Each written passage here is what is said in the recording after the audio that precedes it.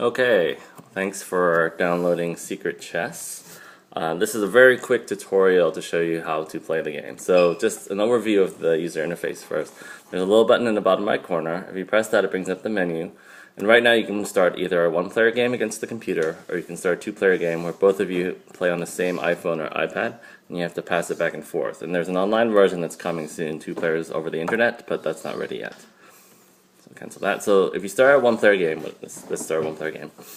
Well, the overview of the UI here. So on the bottom left corner, the line is under the color of the person whose turn it is. So it's red's turn right now, and you'll see it slide between red and blue. So there's 2 colors, red and blue. And then there's 7 pieces at the bottom, which are just a guide. It has nothing to do with the gameplay itself. It's just the thing that shows you that the pieces on the far left are more powerful in general than the pieces on the far right. So let me describe the pieces first. So the piece on the left is called a general. It's kind of like a king. So the next one, if go ahead, kind of feel pointed. So the advisor is the next one. Then an elephant. Then a chariot, and then a horse, and then a cannon, and then a soldier. And what you see happening right now is, let's say it's red's turn. When you tap an upside down piece, those little white things are upside down. A piece will flip over, which then becomes active, and that's your turn. So whether if right now I'm red, and whether it's red's turn or blue's turn, if you tap a piece and you flip it, whether you get a red or a blue, that's the end of your turn. And then the way this game works is, so again, I'm red, and my objective is to try to capture every one of the opponent's pieces. And you can capture a piece if the other piece is the same value as you, like you see the soldier here and a soldier here. You can capture that because you are of the same value. Or lesser. Or you can capture things that are weaker than you. That's the other alternative. So I don't have an example on the board quite yet, but I'll show you in a second. Okay. Oh, the cannon. Yeah, don't do the cannon yet, actually, because I'm trying to show an example where it'll be easier to show. Okay, here's an example. That is a general. It's way more powerful than an elephant right there. So all you need to do, every piece can move 1 space up, down, left, or right.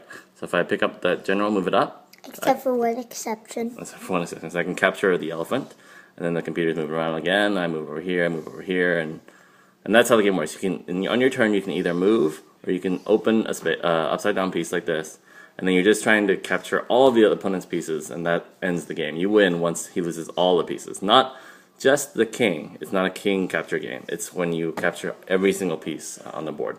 So there are 2 exceptions to the rules that are very important. So like I said, in general, left to right, you can capture more powerful to less powerful. But there's 2 exceptions. The first exception is that the weakest guy can actually capture the most powerful guy. So the soldier, the blue soldier there, can capture the red general. And also the red general cannot capture the blue soldier. So if I move my guy over here, if I go down, you'll see the computer will capture me. Bonk. The weakest guy on the team can capture the most powerful one. But that's an exception, and that rule is there because otherwise the general would be all powerful and you'd never be able to beat him. So the soldier allows you to capture the general.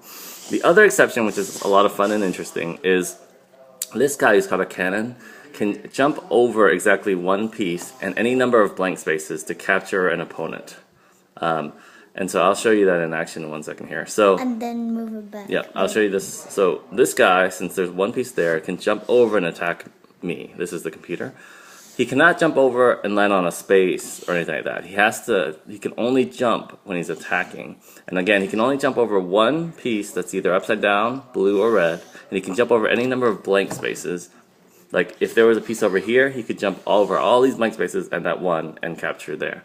So you'll see when I move my king over here, the cannon will jump over. No, that's the advisor. Oh, sorry, the advisor. When I move the advisor over here, the cannon will jump over and capture my advisor. And that's the exception that we're talking about. Is that when the cannon is jumping, it can capture anything. Normally it's a very weak piece. You see at the very bottom. He's supposed to be very weak. He can only capture the soldier when he's moving around piece by piece. But if he's jumping over, he can capture the any piece he wants. So watch this. I'll move here. And boom, the computer has captured me. So anyway, that's how the game goes. You just keep moving, and I'm going to intentionally lose this one real quick, so I keep going and going and going. And I'll open all the pieces, and eventually I'll lose all my red pieces, and the computer will win the game. There you go, so that's the end of the game. So thanks for playing, I hope you enjoy it. Say bye, Connor. Bye. Mm-hmm.